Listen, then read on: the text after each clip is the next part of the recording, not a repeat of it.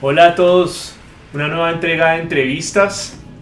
Estamos transmitiendo desde la localidad 11 de Suba. Estamos desplazándonos a un lado, al otro.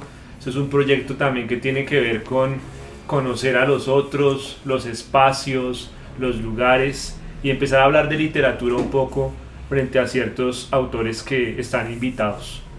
Entonces tenemos acá a un invitado importantísimo. César lo va a presentar y pues nada, arranquemos.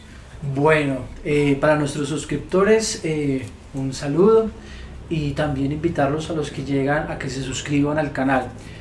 Hoy voy a presentar a alguien muy especial, se llama Eduardo Pepper y lo conocí en un curso de escrituras creativas dado por el Fondo de Cultura Económica. Por cosas del destino y por casualidades, bueno, uno se junta con gente chévere, gente linda, gente amable, y Eduardo es ese personaje que uno se encuentra y que uno hace clic siempre. Es venezolano, que para mí es muy importante porque nos va a mostrar, digamos que no solo una visión de la literatura desde allí, sino cuáles son esas afinidades y esos sentires que hay en él de la literatura latinoamericana. Entonces, pero muy bienvenido a nuestro programa, Eduardo. Gracias, César. Gracias acá también al compañero por la invitación a este espacio. De verdad me siento muy contento, muy satisfecho y también un poco, ¿cómo podemos decir esto? Con ciertas inquietudes, porque es primera vez que me veo involucrado en este tipo de situaciones Pero de diálogos con cámara. Es de esos personajes brillantes que usted dice no los puedo dejar perder y hay que hacer una entrevista ya porque tienen mucho para enseñar. Y este es el caso de Eduardo Pepper. Eduardo, cuéntanos un poquito de ti, qué estudiaste y qué te viniste aquí, qué estás haciendo, y entramos en materia con un gran escritor. Alejandro Zambra, escritor chileno. Escuchemos a Eduardo. Bueno, como comentaba César, mi nombre es Eduardo, tengo 4 años radicado acá en Bogotá. Antes de llegar acá, toda mi vida transcurrió en Venezuela, específicamente en el estado Zulia. Me licencié en letras por la Universidad del Zulia. Digamos que duré 14 años trabajando como maestro de escuela media y en la universidad, dictando literatura. Luego me vine acá a Bogotá. Y bueno, en estos 4 años he pasado trabajando como docente de bachillerato y ahora maravillosamente aprendiendo a hablar, siendo maestro de primaria, ¿no? Cuando es maestro de primaria es mi percepción. Siento que uno aprende a escribir de nuevo, que uno aprende a hablar de nuevo.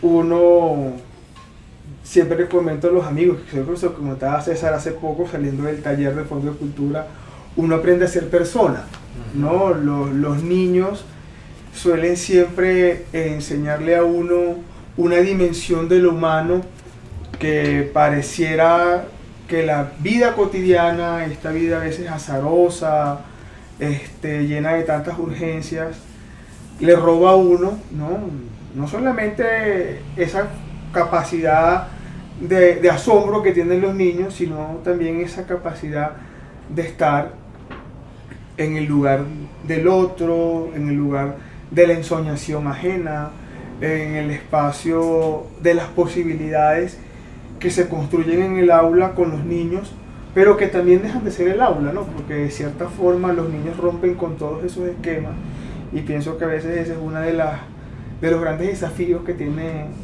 la escuela primaria, aprender a ver la infancia desde la infancia, no solamente desde las exigencias de un contenido, entre otras cosas que cercenan un poco esa inocencia, y el gran verdugo lamentablemente es el maestro. Bueno, Eduardo, yo quiero, o sea, siempre arrancamos esto con un fragmento de de la obra del autor del que se va a hablar. Entonces voy con ese fragmento de una novela que se llama Bonsai, la vida privada de los árboles, Alejandro Zambra. Al final ella muere y él se queda solo, aunque en realidad se había quedado solo varios años antes de la muerte de ella, de Emilia. Pongamos que ella se llama o se llamaba Emilia y que él se llamaba y se sigue llamando Julio. Julio y Emilia. Al final Emilia muere y Julio no muere. El resto es literatura. Tremendo, ¿no? Sí. Hablemos un poco de que esos exordios así ya como que lo dejan a uno alentando para hablar de un escritor que no muchos hemos escuchado, Sí. que no está dentro de los sílabus de literatura de las universidades, ni siquiera latinoamericanas, uno lo encuentra. Tocó darlo a conocer porque se supone que también este es un proyecto que motiva el hábito de lectura. Claro, bueno, Zambra, en primer lugar, es un escritor chileno, ¿no? Relativamente joven y contemporáneo. Zambra es del 75, quiere decir que debe tener como 46, 47 años, una cosa como esa, ¿no? Una edad como esa. Como la mía. Sí, como César. Yo te decía al principio, es que Zambra es relativamente contemporáneo con nosotros, aunque yo te llego a los 40. Y bueno, ciertamente Zambra es un escritor contemporáneo que está siendo leído y que, bueno, pienso yo como lector de su obra que en algún momento va a pasar a formar parte de eso que denominamos como canon literario latinoamericano, si no es que ya está formando parte de él, con la particularidad que no muchos lo conocen, ¿no? O por lo menos en los espacios que solemos movernos no lo conocen. A mí me pasa que cuando hablo de Zambra todos quedan así, no, lo hemos escuchado pero no lo hemos leído, ¿no? Ciertamente, digamos que mi encuentro con Zambra está marcado por esa misma situación, ¿no? Y un poco paradójica porque el primer libro que leí de Zambra fue el libro que se titula No leer, que es un libro de artículos, ¿no? Es curioso, estaba un día en la Librería Nacional acá en Cafán, caminando, buscando libros, y me consigo con este texto.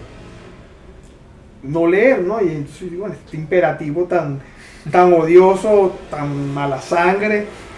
Comienzo a revisar un poco la reseña porque estaba empaquetado y bueno, así mismo como lo agarré, así mismo lo puse y dije, bueno, no lo leo.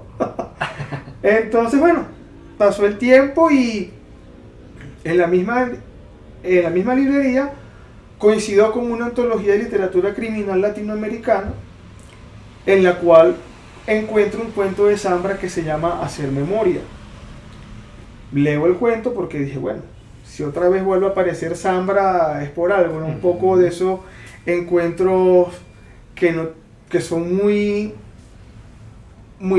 particulares en la literatura y no sé si calificarlos de fortuitos, ¿no? Pero que como que lo obligan a uno. Bueno, pues volvió a aparecer el hombre, entonces vamos a leerlo. Leí el cuento, evidentemente no lo entendí, pero creo que también por esa misma incapacidad de entender me llamó mucho la atención el relato. Y bueno, entre una que otra búsqueda di con unos artículos de este libro por internet que me llamaron mucho la atención, donde Zambra se explaya como crítico literario, como ensayista, se demuestra como lector, ¿no? En este texto No leer, Zambra traduce de forma muy interesante su experiencia con muchos autores que van desde Cortázar, pasando por Mario Lebrero, por Clarice Lispector, por Pavese, por un autor fundamental para los chilenos como lo es Nicanor Parra.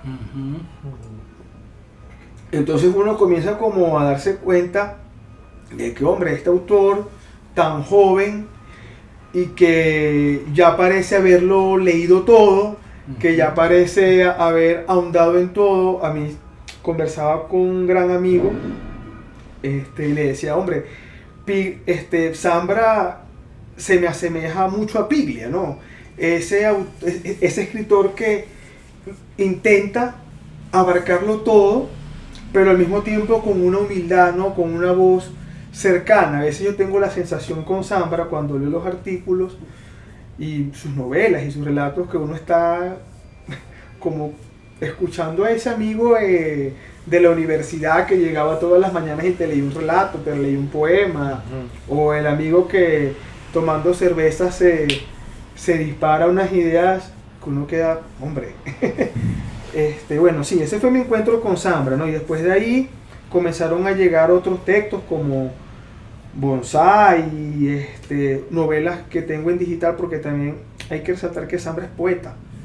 Cuando tú lees entrevistas de Zambra, él dice, no, yo ante todo soy poeta, pero un poeta prestado a la narrativa. Yo debo confesar que no he leído la poesía de Zambra, pero digamos que sí me he acercado a una buena parte de su obra narrativa. Eduardo, una pregunta y es, cuando uno mira la cuentística a nivel latinoamericano, hay una particularidad en Colombia que siempre me ha causado curiosidad, y es que los colombianos se creen que escriben los mejores cuentos del mundo y no miran que Perú es por excelencia un país de los que mejores... Perú tiene los mejores cuentistas y que sabe contar cuentos. Y eso me hace pensar también en Alejandro Zambra. ¿Qué trae Alejandro Zambra para el cuento? ¿Qué le aporta el cuento a Alejandro Zambra? Muy interesante tu pregunta, ¿no? Y cuando comentabas lo de Perú, automáticamente pensé en Julio Ramón Ribeiro, claro, sí. Que yo pienso que pensar la narrativa peruana sin nombrar a Julio Ramón Ribeiro es como nombrar Colombia sin nombrar a García Márquez, sin nombrar al mismo Andrés Caicedo, ¿no? Recuerdo que en la universidad en Venezuela lo leíamos mucho. Yo no me acerqué mucho a Andrés Caicedo, pero bueno, ciertamente, ¿qué aporta Zambra a la narrativa latinoamericana, ¿no? Es una pregunta muy amplia. Sí. Es muy amplia y hasta, digamos, temeraria, César, porque Zambra es un hombre, es un tipo muy joven, ¿no? Es un tipo muy joven, heredero de una tradición, digamos que la más evidente es la de Bolaño. Claro. Yo no evidencio en su obra ni rasgos de Jorge Edwards, ni rasgos de Donoso, pero sí puedo evidenciar rasgos de Bolaño en su narrativa, y siento que el mayor aporte de Zambra como narrador joven, ¿no? Porque cuando hablamos de narradores ya excelsos, de esos que creen que lo han escrito todo, sí. Ya hablamos de narradores que tienen más de 70 años, ¿no?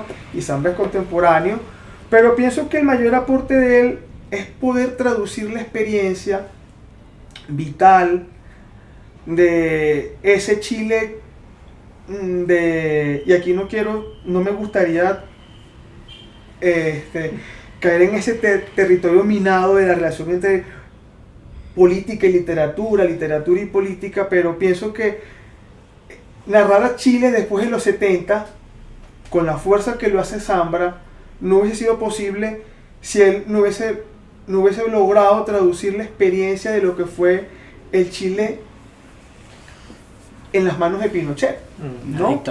La dictadura chilena, ¿sí? Ahora bien, el asunto está cómo narrar eso, ¿no? Y creo que lo conversábamos al principio, es hacerlo con el lenguaje familiar, ¿no? Y cuando hablamos del lenguaje familiar, no hablamos de un lenguaje prosaico, no hablamos de un lenguaje simple, sino todo lo contrario, ¿no? Nombrar desde lo íntimo, desde esas voces que podríamos asumir o inferir que eran silenciadas y que al mismo tiempo podrían ser voces cómplices, ¿no? Comenzar a narrar desde ahí y hacerlo explícito, ¿no? Yo cuando comenzaba a leer a Zambra pensaba mucho en Virginia Woolf, ¿no? Virginia Woolf dice en algún momento que la escritura y la lectura de ficción tiene como objetivo hacer entrar en conflicto la vida, ¿no? La vida con algo que sea la ficción, que es muy parecido a la vida, ¿no? No sé si explico la idea de forma clara, ¿no? Pienso que el fin último de la literatura es generar ese conflicto entre lo que es la ficción, lo que es la realidad, y al unir esos dos elementos, hacer algo que no es la vida, pero que se le parece mucho. Qué bello eso. ¿No? Y pienso que una de los grandes aportes de Zambra es cautivarnos, ¿no? Cautivarnos con esa sensación de ternura, pero al mismo tiempo es el fracaso. Al mismo tiempo tiene que ver con cómo se construye una generación desde el escepticismo, ¿no? Nosotros en Latinoamérica hemos crecido en sociedades cómplices, en sociedades que aceptan en algún momento taimadamente la realidad tal cual está, por mantener ciertos privilegios, sí, por no perder ciertos estatus, mientras que afuera están pasando cosas terribles, ¿no? Cosas que uno dice, pero hombre, ¿qué es esto? Y uno puede decir, bueno, pero acá no va a ocurrir nada, ¿no? Pienso que Zambra, sin planteárselo como una literatura panfletaria, porque es alejado, está completamente alejado de eso, construye la voz de una generación, y pienso que ese es el aporte. ¿No? Construir la voz de una generación. Qué bello eso. De una generación que le tocó vivir ese periodo tan funesto para lo que fue Chile, que muchos escritores, ¿no? tienen todavía el atrevimiento de decir, no, pero es que contribuyó en tales aspectos a la vida, a la reinstitucionalización del país. Bueno, eso es historia de otro cuento que acá no tiene nada que ver con nosotros, pues. Bueno, yo escuchándote recuerdo mucho un fragmento del discurso que da Albert Camus cuando gana el Premio Nobel de Literatura en el 57. Se llama El oficio de escribir o el oficio de escritor. Y hay un fragmento que se me queda un poco para relacionarlo ahorita pues con Zambra. Dice Camus, la función de un escritor es no estar con los que hacen la historia, sino con quienes la padecen. Es cierto que manifiestas que no se está vinculando con una literatura panfletaria, pero el escritor, siento yo, Mauricio Paloma, como lector, cumple una función social, ¿sí? De alguna manera tú dabas ahorita un aporte de que la función social de Zambra es dar un testimonio de su generación. ¿Cómo se aprecia de repente, si se aprecia, porque si no se aprecia pues nos lo dices, ese postulado de Camus de la función social de un autor que está más con los que padecen la historia que con los que la hacen? Bueno, fíjate, Mauricio, que la construcción de esa idea es muy válida en Zambra, porque si bien yo decía en palabras anteriores que es una literatura cero panfletaria, es, digamos, que ese testimonio de una generación lo podemos ver reflejado en esos personajes que han quedado completamente incapacitados para la vida, ¿no? Creo que en esto ya lo conversábamos allá en el Centro Cultural García Márquez, César y yo, decíamos, la generación nuestra es una generación que de cierta forma quedó incapacitada para vivir, ¿no? Es una generación que creció en los escombros, somos una generación sin padres, ¿no? Y cuando digo sin padres, pienso en el padre que está pero que no está, en el padre ausente, en esa familia disfuncional que viene a crear seres como nosotros, que muchas veces, como el mismo Zambra lo dice, somos incapaces de tener hijos, y no es que estoy diciendo que todos estamos obligados a tener hijos, ¿no? Porque es decisión individual de cada quien, pero somos una generación con muchos vacíos, ¿no? Con muchos vacíos. Somos una generación, por más que pregonemos el éxito, somos una manada de inútiles, de fracasados. Sí. Yo pienso que tiene que ver con eso, y la maravilla de Zambra es que nos relata esa tragedia de nuestra generación. Porque si Zambra nació en el 75 y yo nací en el 83, ¿qué nos puede separar? El tiempo en que salió un disco de Led Zeppelin y un disco de Nirvana, o sea, nada. O sea, mientras Zambra tenía 8, yo estaba naciendo, y cuando él tenía 16, ya yo tenía 8. Sí. Entonces, estábamos viviendo el mismo mundo, ¿no? Entonces, para cerrar esta idea, pienso que la maravilla de Zambra es sacar belleza de los escombros, ¿no? Igual, dibujar nuestro fracaso como generación, pero también justificar ese fracaso con la ternura. Sí, a mí eso me parece muy bello y me hace recordar una frase de una profesora mía que tuve en Madrid, España, y me decía: las briznas entre los escombros. Es como rescatar eso minúsculo, eso mínimo que puede resignificar la vida, que le puede dar un giro a la vida. Esas pequeñas minucias, eso insignificante, nos puede resarcir un poco, nos puede llenar de esperanza. Pero Eduardo Pepe, quiero preguntarte, y voy a volver sobre el cuento, porque conozco a Eduardo en un curso de cuento donde nos están enseñando a escribir cuento y nos disfrutamos el curso, pero uno creo que uno va aprendiendo conforme va leyendo sus escritores. Entonces uno, por ejemplo, se me viene a mí Fontana Rosa, y recuerdo que con Fontana Rosa aprendí la originalidad del diálogo, la importancia del chiste en el momento oportuno, o también la importancia de la pelota, del fútbol. Cuando uno lee a Rubén Fonseca, la sordidez, ¿sí? Esa cuestión corrosiva, ¿no? O cuando uno está leyendo a Clarice Lispector, esa sensibilidad para dibujar o trazar la silueta de una emoción femenina. Eso solamente lo tiene ella. Y mi pregunta va encaminada a eso, ¿no? ¿Qué le enseña a uno Alejandro Zambra a la hora de escribir un cuento? Si alguien está escribiendo un cuento y lee aquí, uno dice: de este man aprendí esto.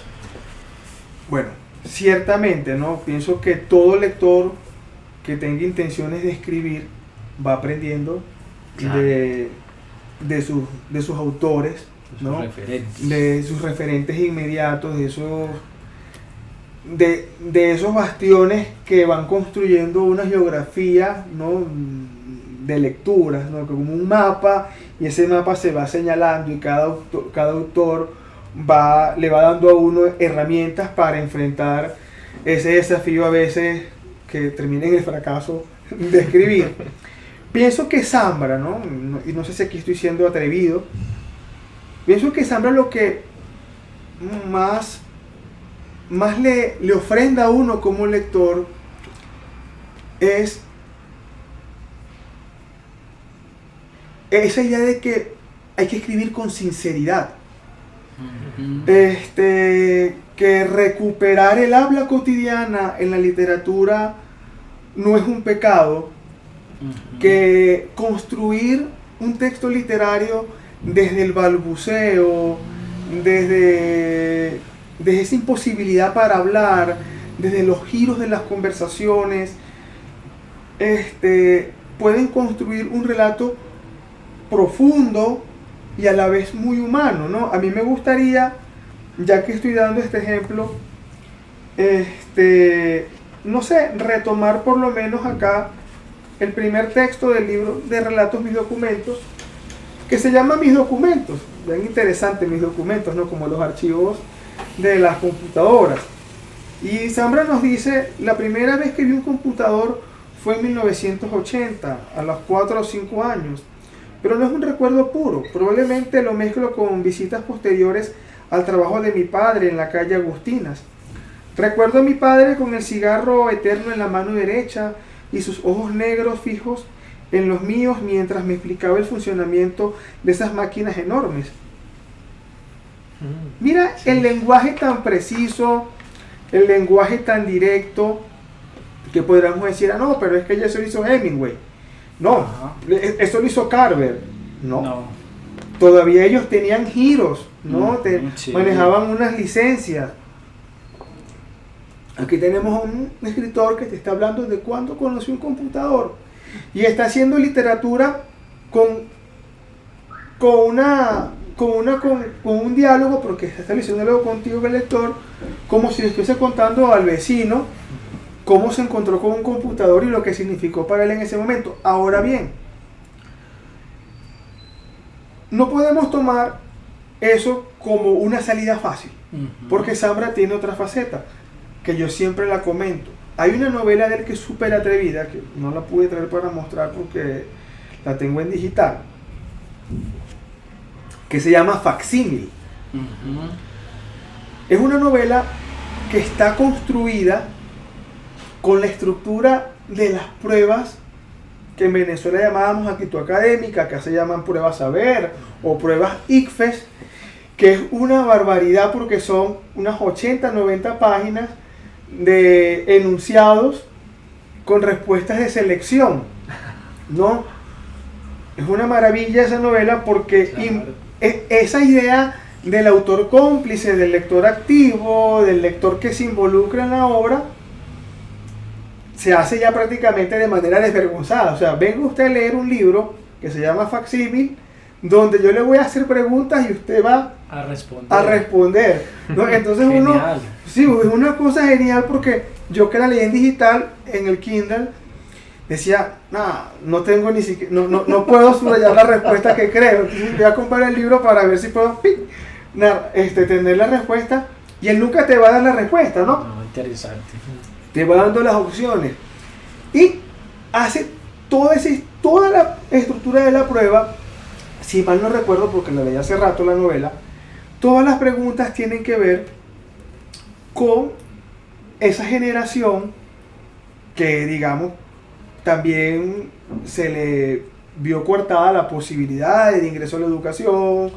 Todo, digamos que es una alegoría que él va construyendo en la obra, como en una forma de denuncia soterrada, una denuncia muy sutil, ¿no? Sobre cómo este tipo de pruebas son pruebas excluyentes, son pruebas inequitativas, pruebas que intentan medir un saber, pero es un saber vacío, ¿no? Es un saber que a fin de cuentas no dice nada, no mide la experiencia, ¿no? Que pienso yo que es lo más fundamental para un ser humano es su experiencia en sí como ente, como, no sé, como decía Heidegger, la cosa.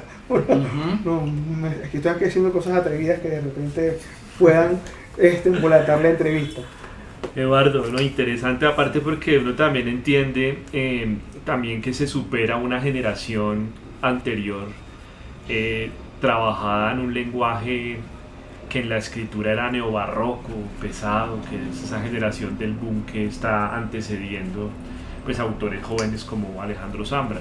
Entonces cuando tú hablas del lenguaje, de la sinceridad, de la precisión, del que parece que le estuviese a uno contando la historia a un vecino o un amigo que vino a visitarlo, creo que es superar un poco también esa generación anterior, resignificar la tradición, no para negarla, sino más bien para seguirla generando de otras maneras.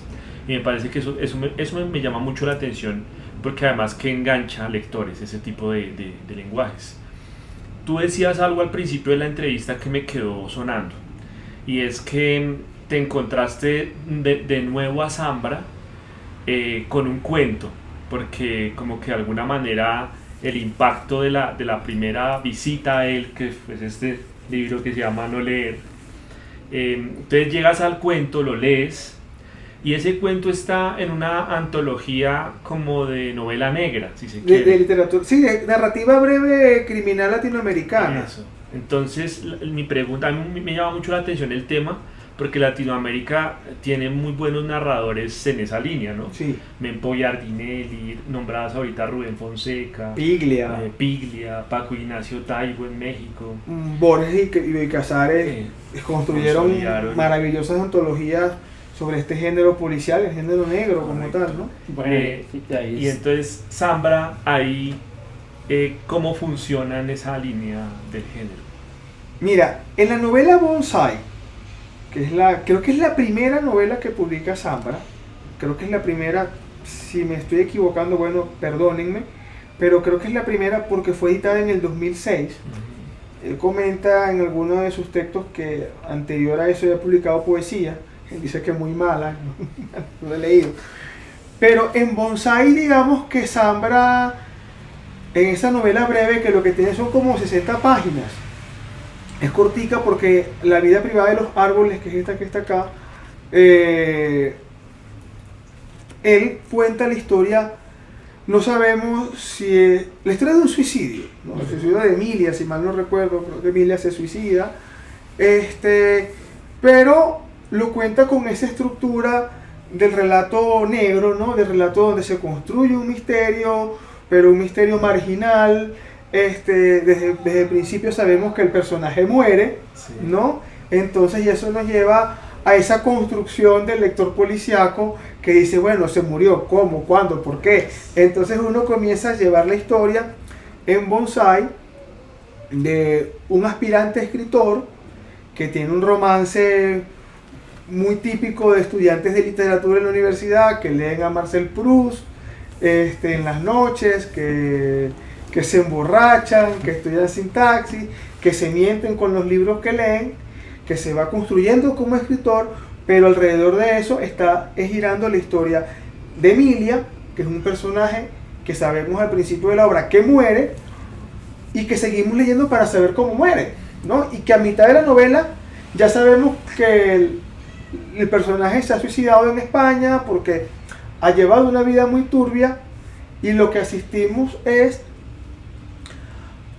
a ese hermoso testimonio de Julio, que es el personaje, el héroe, el antihéroe en la obra, buscando reconstruir Emilia a partir de la literatura, ¿no? Hacer literatura con esos restos de un amor coartado, de un amor que fue imposible, que se vivió pero que fracasó, y que después sabe que esa amada perdida ha muerto, y comienza a construir un bonsai, un poco haciendo alusión a una novela de Macedonio Fernández. Es más, él cuenta en la novela, en esas 60 páginas, Zambra se da el permiso hasta, creo que hacer, no sé si el concepto estaría arriesgado, hacer metaliteratura, porque narra una historia sobre otra historia, es la historia de Macedonio, muy interesante. Entonces, en esa misma obra se convierte en corrector de textos, corrector de estilo de un gran escritor chileno. Y bueno, para llegar a esa conclusión, pues, de cómo la literatura puede a veces, ¿cómo lo diría acá?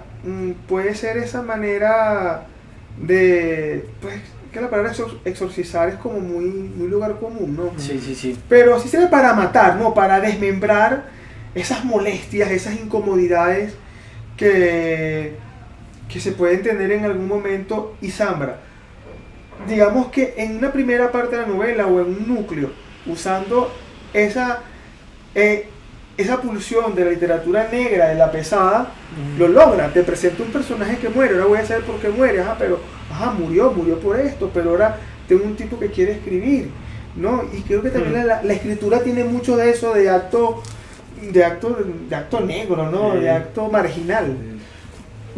Ya para ir cerrando la entrevista, hay de todo lo que dices, me llega a mí como un aire de Zambra como alguien que está muy influenciado por la literatura norteamericana, ¿sí? Por esa literatura del sur de Norteamérica, y nos dices que él estuvo en un curso en la maestría de escrituras creativas de Nueva York. Entonces veo que sí hay como una gran influencia de estos aires americanos. ¿Cómo la ves tú? ¿Cómo ves ahí eso? ¿O no está presente? Yo pienso que sí, ¿no? Sí, evidentemente en Zambra no se hace explícito, pero sí observamos por lo menos a Carver, ¿no? En la novela Poeta Chileno, el personaje de Gonzalo, que es un aprendiz de poeta, habla explícitamente de Carver, ¿no? Y pienso que eso no lo hace de manera inocente. Pienso que todo escritor rinde de cierta manera un tributo a aquel que le ha enseñado a escribir. Sí. Y Zambra lo hace con Carver, pero también lo hace con Pavese. Ajá. También lo hace con Lispector, lo hace con Fabián Casas, que es un escritor argentino bastante particular. Y digamos que sí, también está Hemingway, podríamos decir No, Hemingway. es que yo lo digo, y perdón que te interrumpa, yo lo digo es porque digamos que la literatura norteamericana en un tiempo se enfocó mucho en describir el momento, ¿cierto? En describir donde no pasaba nada, pero que todo el mundo estaba esperando a que pasara algo y como que nunca pasaba nada, ¿sí? Pero describe muy bien esos momentos. Sí. Pero me parece entonces que Alejandro Zambra va un poco más allá. Sí, porque a diferencia de esos cuentos que podríamos denominar cuentos que cuentan algo que nunca termina de pasar, Ajá. y construyen una historia que, como dice Vila Matas, es la construcción de una espera. Uh-huh. En Zambra sí pasa. Uh-huh. En Zambra pasa no como una acción explícita, sino que están pasando cosas. Uh-huh. Hay una acción que transcurre y que se cierra, ¿no? A veces se cierra un poco abrupta, se puede cerrar de manera implícita, pero siempre hay un cierre, ¿no? Sin embargo, digamos que la herencia de los norteamericanos en Zambra puede estar, fíjate, el fragmento que leyó Mauricio, el fragmento que leí yo, es ese discurso literario que no quiere ser efectista, ¿no? Que es preciso, que va al grano, pero es un grano que se bifurca, ¿no? Que lo lleve a entender a uno que eso que Zambra dice, ¿no? Escribo para aprender a hablar. Aquí no lo estoy parafraseando. Ajá. Zambra dice eso en uno de sus textos, o sea, yo escribo para aprender a hablar, ¿no? Lo llevan a uno a pensar de que hay una valoración casi que maravillosa de la palabra como ente cargado de contenido, más que de contenido, de historia, ¿no? De experiencia, de vida. Y eso a mí me lleva a pensar un poco, digamos que escuchando hace unos días unos podcasts, le hacen una entrevista a Zambra y la señora que lo está entrevistando le pregunta por los temas de su obra, ¿no? Digamos que en Poeta Chileno, Zambra aglutina todos los temas de sus obras que tienen que ver con la familia, que tienen que ver con la paternidad, que tienen que ver con el fracaso, con la ternura, y el mismo Zambra dice, ¿no? Pienso que la literatura es un espectro más amplio, que sí, podemos partir de un motivo, pero que ese motivo se puede abrir a otros motivos más amplios, ¿no? Y creo que ahí se puede resumir algo central en Zambra, ¿no? Y creo que se resume en esta obra, en Poeta Chileno, y con esto voy a ser completamente atrevido y si lo digo así abiertamente. Pienso que el gran legado de Zambra es hablar de la responsabilidad literaria, ¿no? Porque en esta obra hay un poeta que se llama Gonzalo, que cría un hijo que no es de él, ¿no? Y el niño también quiere ser poeta, como Gonzalo. Entonces son las aventuras de dos aprendices de poeta que están creciendo juntos, ¿no? Que es la maravilla cómo Gonzalo crece con el hijo de su esposa a la par, ¿no? Entonces hablamos de ese niño que no tiene padre, y mira cómo se conecta con lo que hablábamos anteriormente. Claro. Tiene un padre postizo, pero que lo quiere como si fuese su padre. Y lo que nos deja ya pensar en Zambra que para construir la filiación, ¿no? Eso que llamaba el poeta venezolano Juan Sánchez Peláez, la filiación oscura, ¿no? De las relaciones familiares, no hace falta que la sangre corra o que tengamos el mismo árbol genealógico y que seamos capaces de construir nuevas relaciones más amplias, pero al mismo tiempo nos habla de la responsabilidad literaria, que no tiene que ver con ese escritor que denuncia, ¿no? Sino qué tan responsable es un escritor en la vida, y no lo digo en la cotidianidad práctica, sino en cómo asumimos la literatura, cómo asumimos la escritura, ¿no? Qué tan dispuestos podemos estar en vivir el vértigo del lenguaje, ¿no? Y a partir de ahí hacer vida, ¿no? Porque pienso que la literatura nos da esa posibilidad maravillosa de escribir y hacer vida, y leer y reconstruir la vida, ¿no? Decía Orhan Pamuk en el libro La vida nueva, creo que es algo así como que ayer leí un libro y ya no soy el mismo, ¿no? La literatura nos da esa posibilidad de entrar y salir, mejor o peor. Y pienso que eso es lo que hace Zambra con sus libros, ¿no? Nos reconstruye, nos destruye, nos pone frente a la vida y nos lleva a eso, pues, No, Eduardo, yo acabo de tener un baño de literatura, pero de esos que uno dice que de bien bañadito, eso sí, de pura letra y de mucho conocimiento. Quiero agradecerte de corazón lo que nos cuentas, lo que nos narras y lo que nos ilustras, porque de verdad ya se abre la curiosidad para leer a Alejandro Zambra desde esta entrevista, y que ustedes también empiecen a leerlo.